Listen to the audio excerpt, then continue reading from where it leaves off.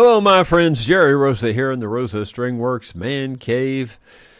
I hope everybody had a wonderful Christmas. We sure did. Got the family all together, and it was just really nice. And gifts were exchanged, and fun was had. And good food was had also. It was just a good time. And I really do hope that everybody else had that same experience. I know sometimes it's a real happy time of the year, and for others it can be very, very stressful and very sad. I got some Christmas cards. This last little group here I thought I'd show you just briefly, but this came from Clyde Hughes, and he sent one to each person in the band. So Clyde, I want to say thank you. Of course, they haven't got theirs yet because I haven't seen them, but I will give them their Christmas cards when I do see them. Had a nice Christmas train there. Very cool. Anyway, let's see. Moving on, I have a little short video about what I did the morning after Christmas. Well, we had a whole bunch of issues with this thing. There were some bolts and nuts that we found that were loose, and when he first started it the first time, the throttle stuck, and we found out that some of the cables weren't routed properly, and we also found a hose that was kinked that wasn't letting the crankcase ventilate. We fixed that. Just numerous things. There were screws and bolts loose up around the brake and the clutch, and we got all that straightened out. I think we got it in 100% condition now, so we're going to give it a shot. Are you ready to start her up? I guess. All right, just take your time with it. Is everything good down there? I think so. I got it on half choke. It was on.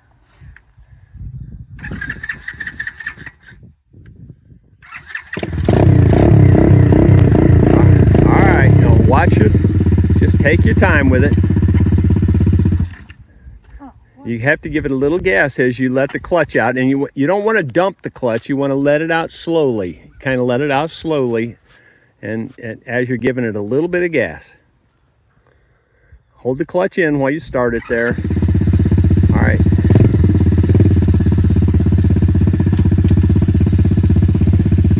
Straighten out your wheels.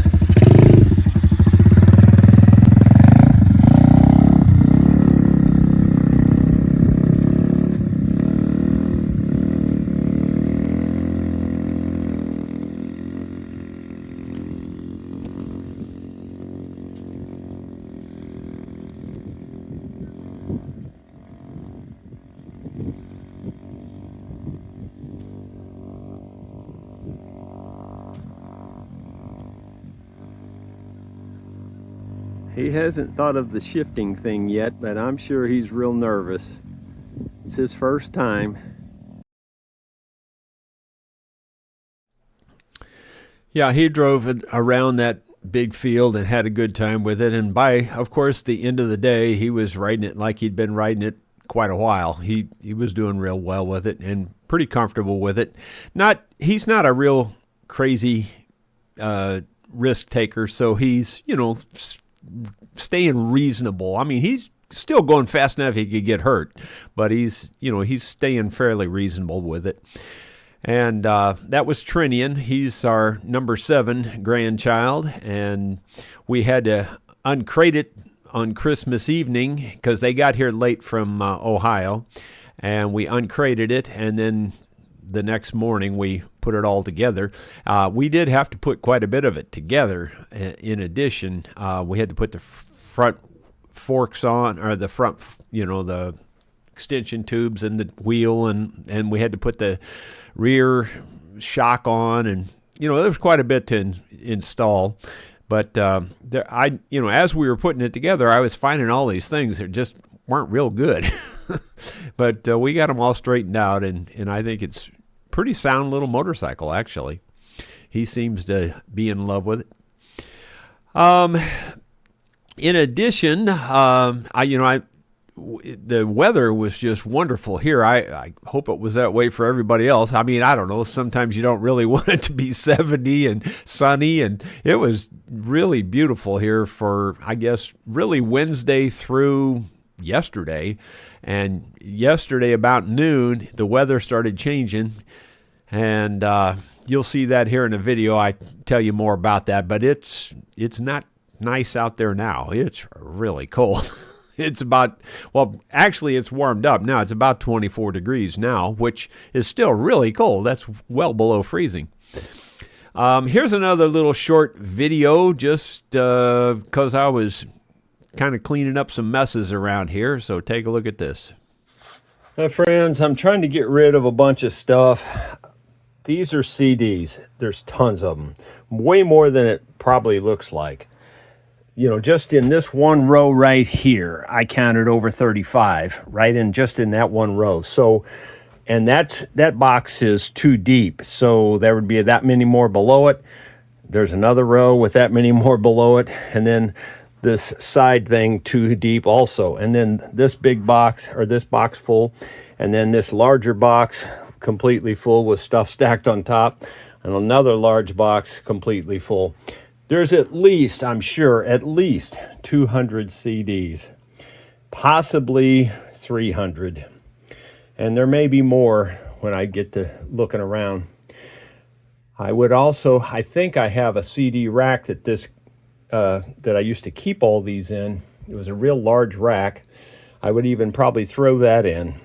If somebody's interested in this, make me an offer. I'm not going to ship it. You would have to come here and pick it up. My email is rosastringworks@gmail.com. 98% of that is bluegrass, and it's good quality bluegrass, most of it. It's, high-end bands and things, nationally known bands, most of it. I mean, I'm going to say 80% of it. Then there's another 20% that are just miscellaneous this and that, but most of it's really good. Those were all acquired when I was on the radio. I had, my radio program, a Saturday morning bluegrass show, and I also filled at a college station for quite a while. Anyway, I, was getting those CDs sent to me from pretty much all over the United States. Well, even further sometimes, but mostly just U.S. bands. Most of it's really good music. It really is. So if anybody's interested, and most of them are only played once or twice, because what happened was I would just download them to my computer, and then I would just use the computer to play them on the radio. I never really had to play the CD. So the CDs were only used one time, and that was just to copy them for the most part. And then they were, digitized, and then we, put them in the radio show. But anyway, I have a bunch of them there. I would say there's well over 200. And if anybody's interested in, picking those up, just let me know. Give me a little bid in the email. And you would have to be willing to come here and pick them up, or arrange to pick them up somehow, because I don't want to ship them. I don't want to deal with that. And, it would be 2 or 3 boxes, and it'd cost a lot of money to ship them. It just wouldn't be worth the effort. Okay, let's see. While I'm on that subject too, I do have those 2 digital recording workstations. Both of them are rolling. One of them's an 8-channel, one of them's a 16-channel workstation, recording stations. And they work well. As far as I know, there's nothing wrong with either one of them. And I do have some accessories for the bigger one. I'd sell those too if anybody wants to make me an offer on those. Just hit me up in the email. Roland, I can't remember the actual model numbers, but one of them's a Roland 8-channel workstation. The other one is a 16-channel workstation. And they're both real good. I made lots of CDs with them, and some of those CDs appeared on PBS, public, radio, and then some of them appeared on NPR, or let's see, when I said PBS, I meant NPR. But anyway, the PBS one was recordings that I made with those that were actually played on PBS during that slavery. They had that slavery documentary years ago. And anyway, the two black ladies came in and sang Negro spirituals, and I recorded those, and they were played on PBS in that documentary. Well, anyway, so they're both good workstations is what I'm saying, and they both do really well and do good recordings. Take a lot to understand them, though. They're not easy to understand at all. I want to be real clear about that. They're about as complicated a machine as you will ever run into. So you need to be really good with technical stuff before you get interested in these. If you're not good with a PC, don't even think about it, because they're way more complicated than a PC. Just so you know. Okay, let's see. One more thing here. I'm going to give you a little status on the gun stock. I didn't do anything with the video on that, but here's the gun stock still in that shape, but I did get the one side panel put on and checkered. It doesn't look too great right now, and I don't think it's going to look wonderful even later, but it's going to look better once we get the finishes on it and I get it cleaned up, because it's got glue around it and stuff. But I've started making the other side panel here, and I'll put that on. And that one will have my name on it. The other side will have the year, and this will make it really strong through here. I just didn't feel like it was strong enough, so that's why I'm doing that. Of course, I'm going to do checkering all around here and all around up here, so that's when I get time. Everything just keeps falling apart. It's just like pulls me away from it, so I can't really find the time is the problem. So anyway, that's the story on that, and that's why there's no further video, although I do have enough video out there I can put the next one together, and I'll try to get the next one for at least for this coming weekend to bring it up to date where we're at. Let's see. Have you all been noticing anything about Windows? Those of you that are on Windows, I know some of you are on Mac. Mac has just as many problems, so I'm going to tell you about the Windows problems because that's the one I'm familiar with, but it's basically the same kind of things happening in the Mac world also. So, in case you're getting ready to thumb your nose at me because you're using a Mac and you think it's a Windows issue only, it's not. It's Mac also. But the privacy thing has really gotten bad, especially in Windows. From the Windows 10 version, which in my opinion is the last good Windows 10. Windows 11 I'm using on this PC as we speak right now. It's Windows 11. But my other PCs that I have on my network, they're not upgradable to Windows 11. So as I get to investigating that, I'm trying to find out why that is. And the reason that's the case is because of privacy. It really boils down to they want your information, and you can't give it to them on the old PCs. You got to get a new PC and upgrade your PC so you can run Windows 11, and that way they can steal your data better. And that's really the truth. I mean, I'm not making that up at all. That is 100% what's going on. There's what's called a TPM chip that they want in your computer. Like this particular computer is new enough, it has the TPM chip. And I'm sure they're stealing my data on this one. And it's more complicated than that. They're also in Windows 11, they're doing all kinds of security things that are good and bad.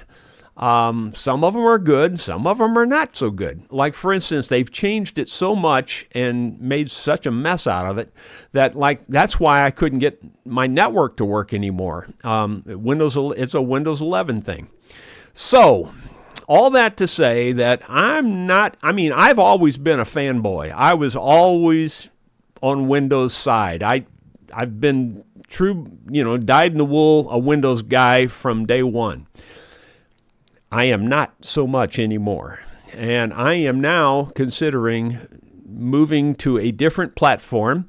I am not a fan of Macs, to be honest with you. I'm not real good with Apples. I mean, it's not that I'm not good with them. I know how to use them. I know how to work on them even. I mean, I've taken them apart and fixed them.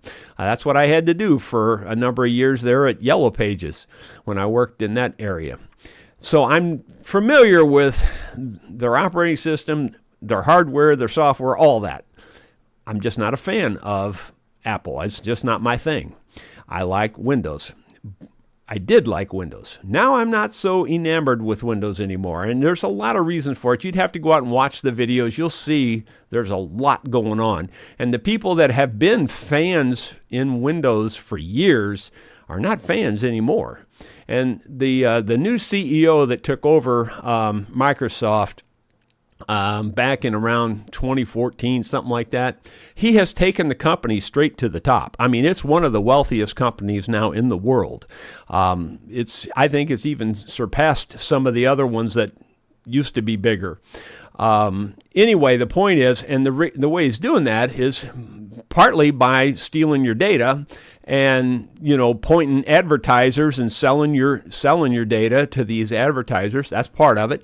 The other part of it is that they've made everything like a subscription service, and an online, like that's the OneDrive, and now they're also embedding AI in it, which AI embedded in your operating system is way different than AI that you go out and access. In other words, if you access AI on Grok, that's one thing, but having AI built into your operating system is a totally different thing, and it's not necessarily a good thing.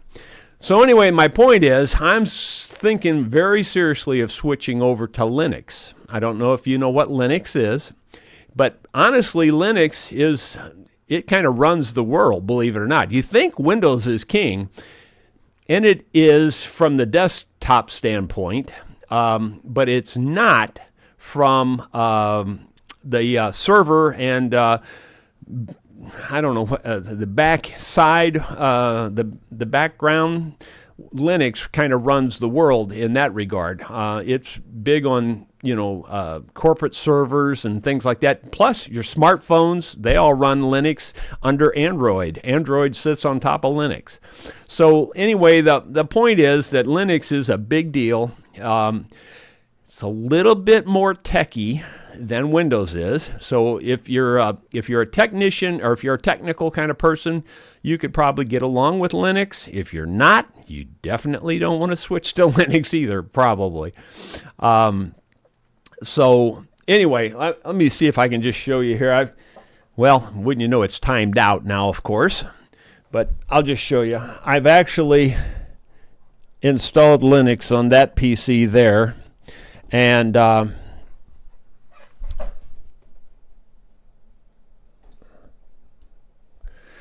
anyway, I've installed Linux on that PC, and I've been running tests. Now, that's an old PC. I mean, it's a 2009, and Linux runs just fine on it. Linux, what's weird is Linux, I mean, you could argue these all day long back and forth, but Linux, in a sense, is much more powerful than Windows is, and in a sense.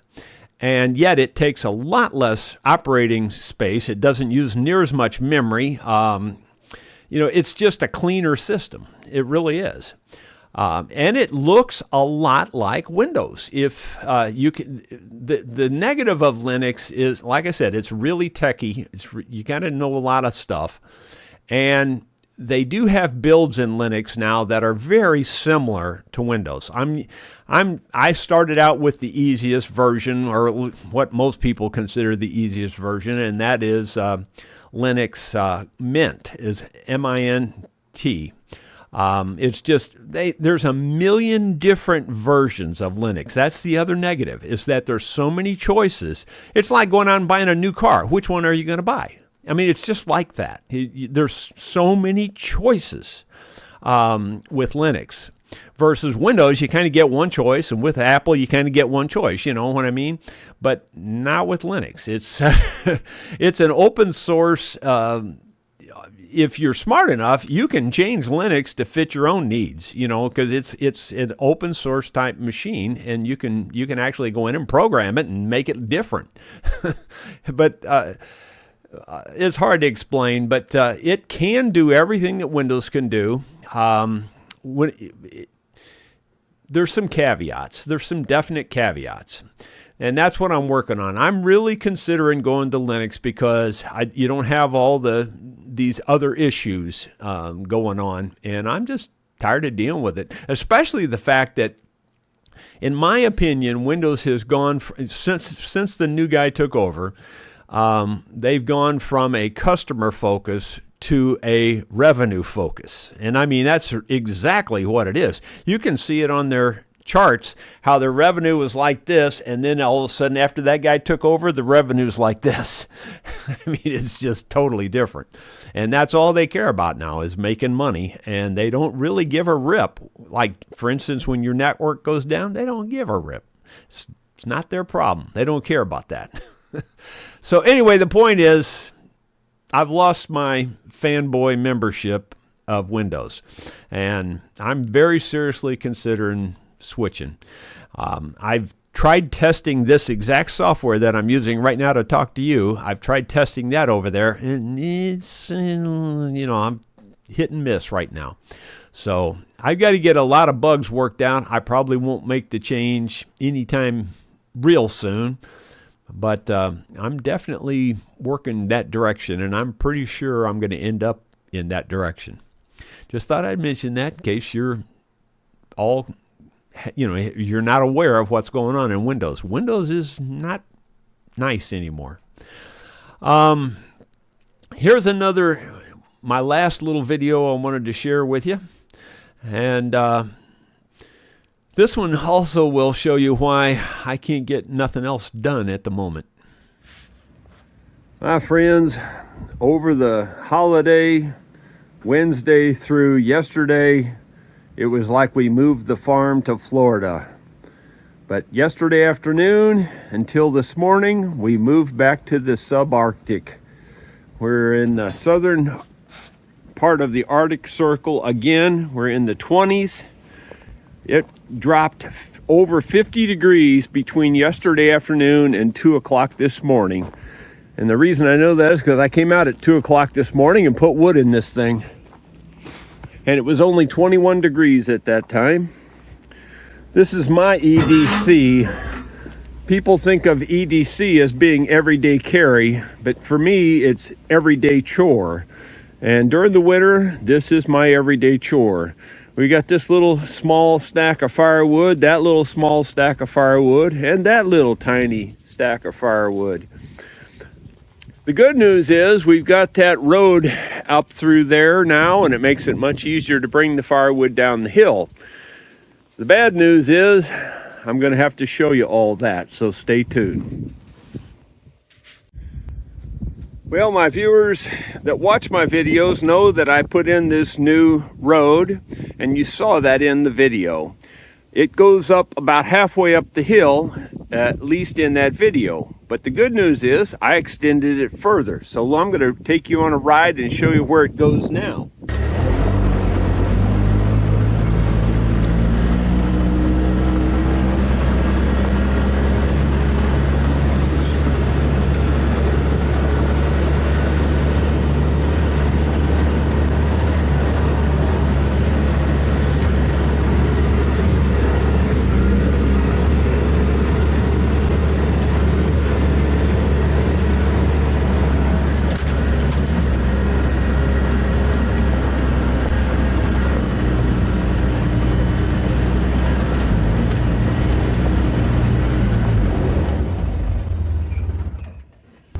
Well, in the first video, I came up to this point right here, and it came out to this trail, and this is the trail that goes down, and then there's another trail that turns that way so that we can go down the other field trail. It connected up to this trail here that went around this way and then swung back, but I thought, why not just take it the rest of the way and go straight on up the main hill? And that's what I did, so let's take a ride up there.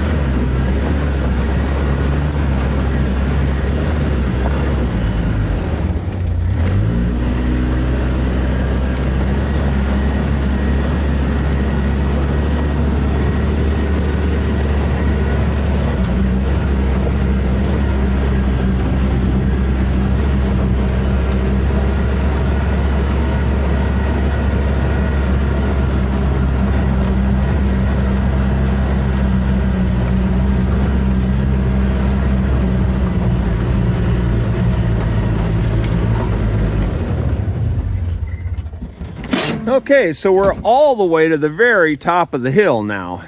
Well, actually, it does continue to climb, but it's a very gradual climb. It goes on around. This is the old trail coming up the hill here, and this is a fine trail too until you get to where it drops off. So this is all good, but the new trail now is pretty much a straight line, just almost a perfectly straight line down the hill. So the good news is we have one continuous road. The bad news is I tore up the Bobcat as I was trying to improve this road.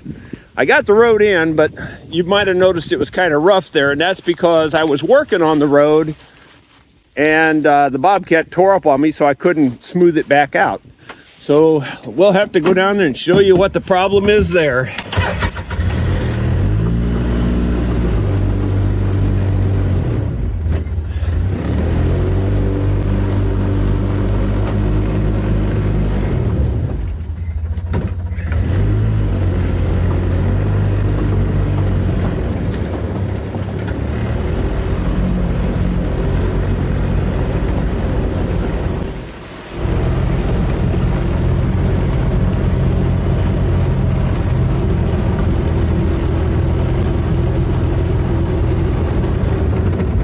See, what I was going to do is this hill right here is kind of high, and I was going to push it down further, to make a longer, smoother deal. And I was pushing this tree out, and hickory trees, that's a hickory, and hickories are way, way harder to push out. I had it basically out. I was trying to move it over, and I broke the front cutting blade on the bucket. So I'll show you that here in a minute.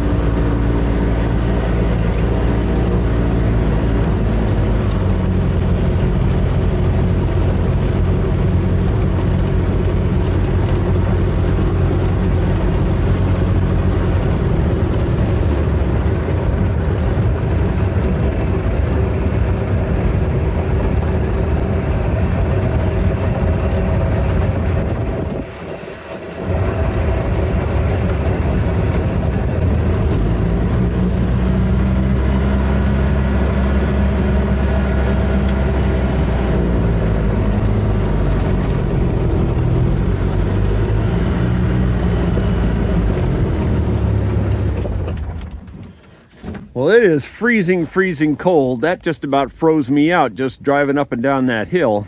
I don't know if you could hear me when I said it before, but as I was trying to push that hickory tree out, I broke the cutting edge blade on the front of the bucket.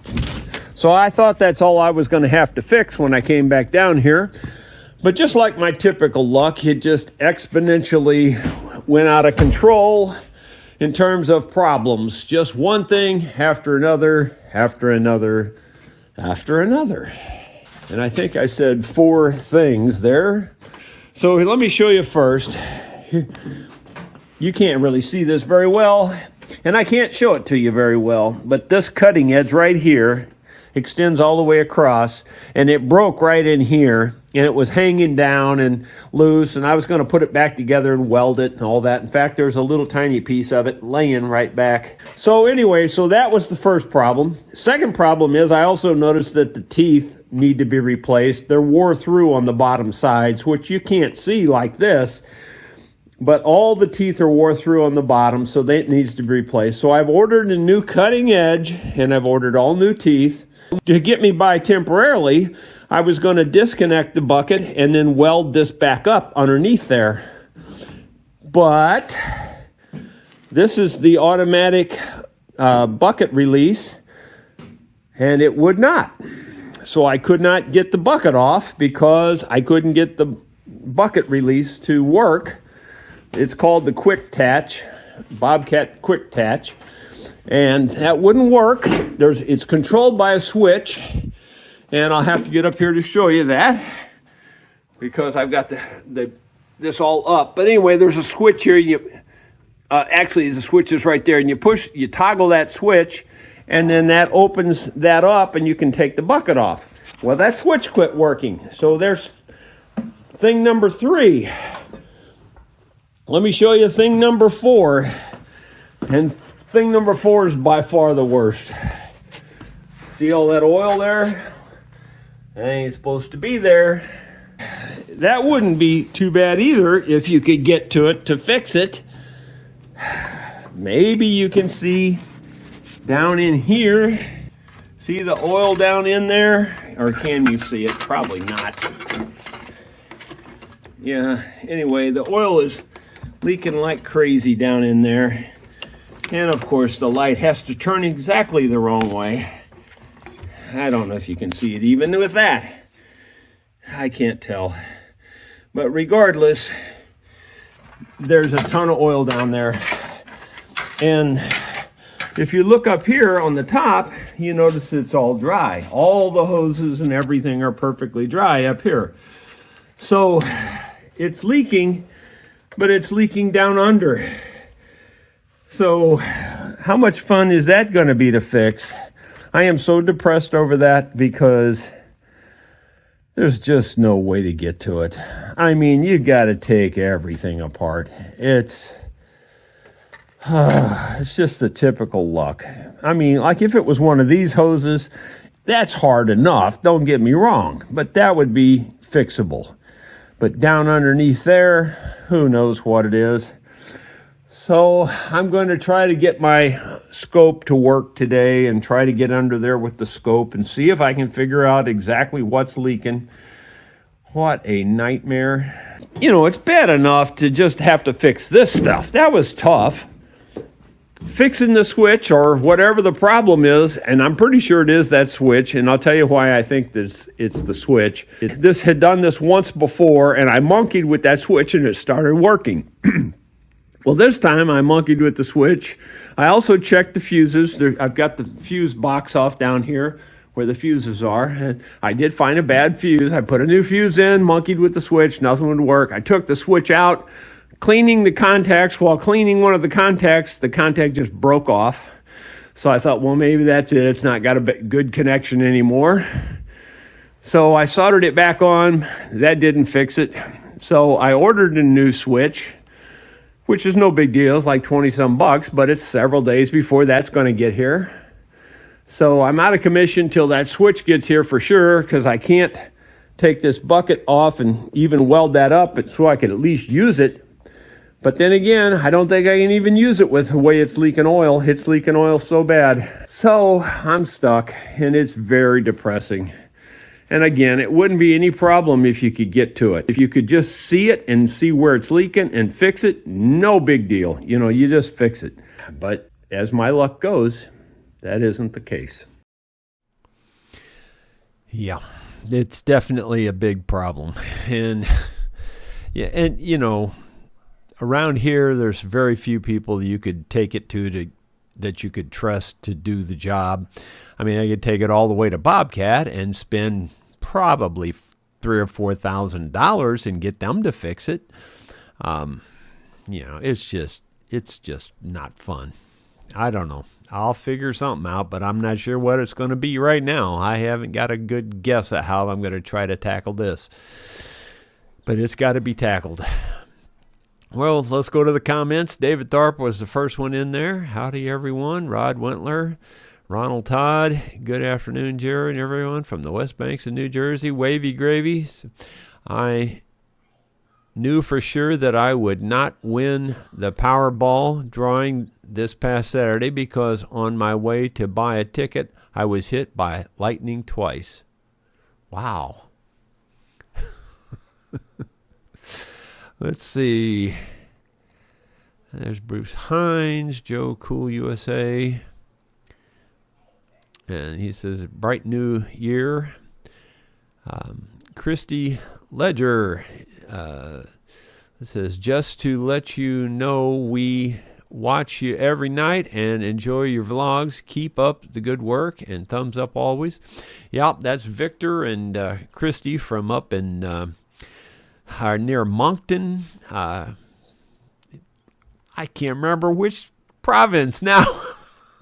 So bad. But anyway, up in Canada, I remembered the town, Moncton. I think that's the way you pronounce it. I probably pronounced that wrong too.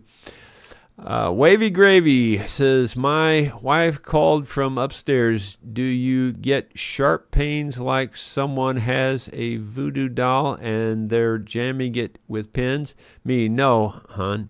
Then I heard some hammering noise. Here, how about you? How about now? Okay, I get it. I just couldn't read it. I get what you're saying there, but I'm just terrible at reading. It just doesn't work.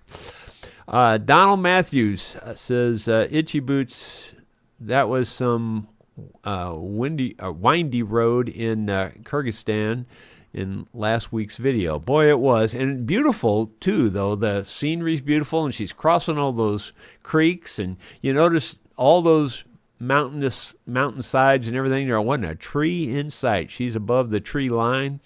Pretty cool. But I'll tell you, she seems to think the food is just great, but that's the thing that would stop me in my tracks. I'm such a picky eater because of my being born as a taster. It would just, there's no way I couldn't even survive there. It would kill me. Bill Webb, good afternoon, Jerry and friends. Bill Rhodes, good afternoon. Bill Mumbo, how you folks? After we went live, there's Michael Force says, hello, everyone. And Jerry, up in my cottage driving my Ski-Doo. A lot of snow. Cool. Well, I'm glad you've got the snow, and we don't. But then again, we got the same kind of temperatures. We probably should have some snow now. Let's see. CRTCLB, I guess that's the name there. It says, hello from windy North Carolina. The joy of learning how to drive a vehicle with a clutch. Yeah. He's got it down pretty good now. He's doing pretty well on that thing now. Michael Force says, greetings from Sweden. Yeah, that's cool. And my new operating system, that Linux, it came from your next door neighbor there, Finland. Let's see. I've been watching lots and lots and lots and lots of videos on Linux. Just trying to understand it, all the different builds, trying to understand how it's put together, what's going on with it, So I've got it down pretty good, yeah. And you can, and somebody I think even, I saw it in the comments, says you can dual boot. Yeah, I know that. And of course you could dual boot with just about anything, really, if you wanted to. But I'm looking into what they call WinBoot with the Linux. And I'm going to go down and get my Office PC, and I'm going to dual boot. I'm going to try to do it with WinBoot, where you can run Windows and Linux all in one session, in one boot up. You don't have to reboot to get them both. You can switch back and forth in a window. And I'm going to see if I can make that happen. That would be pretty cool if I could do that. Let's see. Moving on down. There's Bad Nads. He says, hello and hope all had a great Christmas. Yep. Let's see. Now I'm going to mainly focus on the question marks. Badness says, when I was his age, we had no fear, no helmets, no pads. We rode like Evel Knievel. Yeah, I'm right there with you. I kind of know exactly what you're saying. Michael Force says, no problem for us at our cottage regarding the storm. Let's see. Gino Hitch says, hi, Jerry and friends had a very Merry Christmas. Weather was great. Turned cold today. The wife and I were wondering where your daughter lives in Dayton. Yeah, they, Bellevue, I think is the town. It's Bell something, and I'm pretty sure it's Bellevue. The schools and everything are called Bellevue. Let's see. Moving on down. Looking mostly for the question marks. Bill Mumbo says, Jerry, I have probably 3,000 or 4,000 CDs plus records, tapes, etc. from Abbott as ZZ Top via classical. Yeah. Well, this is just one genre. It's just bluegrass. And there's about, I'm going to say, pretty close to 300 CDs there, just as a guess. Dottie says, hello, everyone. Lady Cajuns, she's talking to Dottie.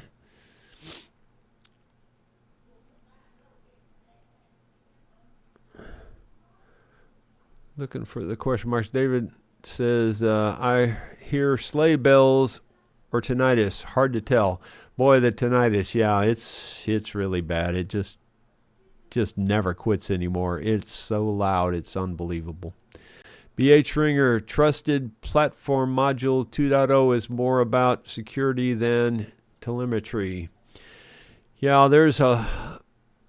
I don't know everything about Linux by any stretch. I've known about it for many, many years, but it seems like it's the right timing now. There's lots of people changing to Linux now. Linux, for years, I think it was 10 years before they got 1% of the desktop, and in just another couple of years, they got like 4%, and then now it's climbing pretty exponentially.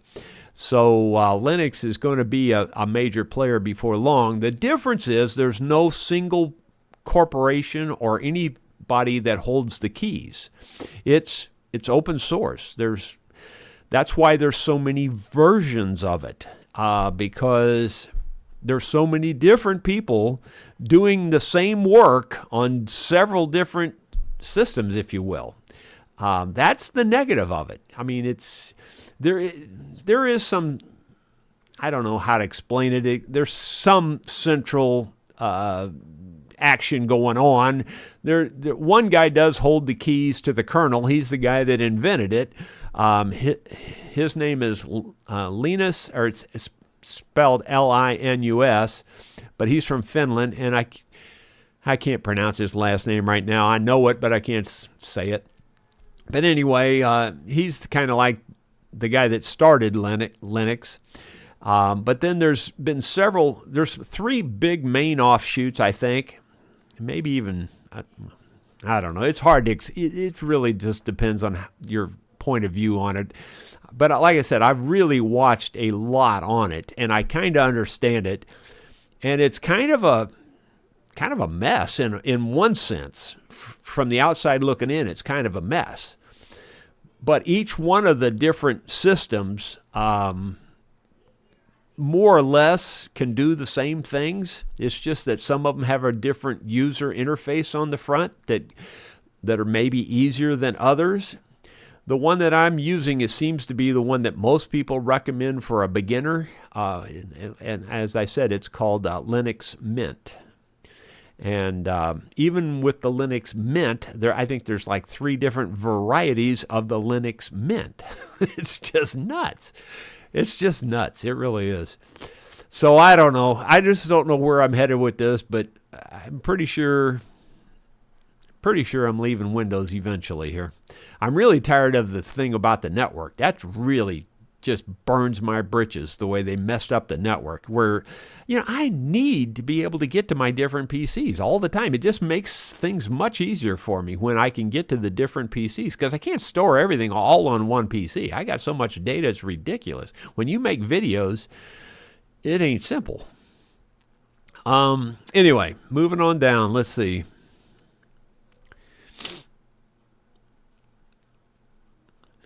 Michael Force says, very interesting, Jerry, about Windows running W10 and on an old workstation still fast so I didn't understand why my still powerful workstation was a no-go for 11. Explains a lot. Yeah, it's called a TPM chip, and this TPM chip is literally Windows. It's not, I just want to be real clear, because this is the truth.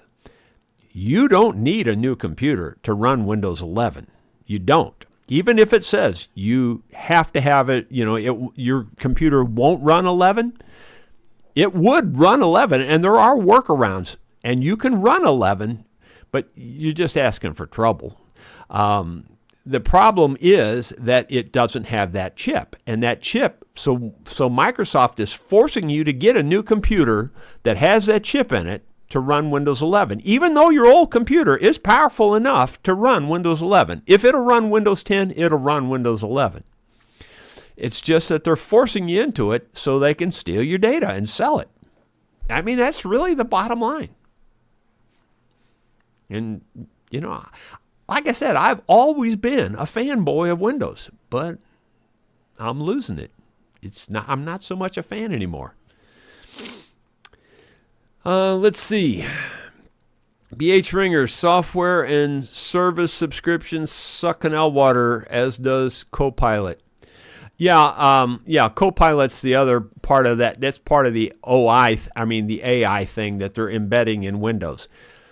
Yeah, I mean, it sounds real good. And, it's just like any other technology. It could be real good. It could be 100% good. But nefarious people do nefarious things. And the guy that's running Microsoft now,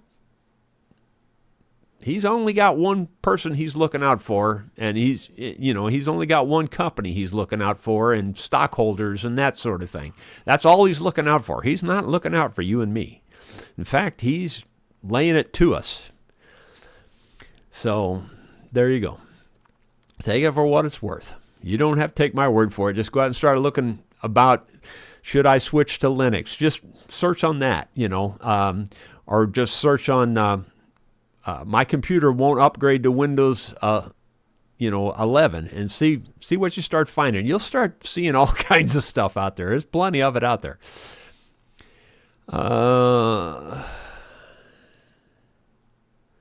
Let's see, moving on down. BH Ringer, Linux is not as resource heavy. That is for sure true. It runs, like I said, you can run it on an older computer, and Linux will run just fine, where Windows won't. David Tharp, we had a goose for Christmas this year. Well, actually, it was a turkey that thought it was a goose. It was transgender. Let's see. Moving on down. Michael Force says, Linux comes from Finland, so my neighbor country.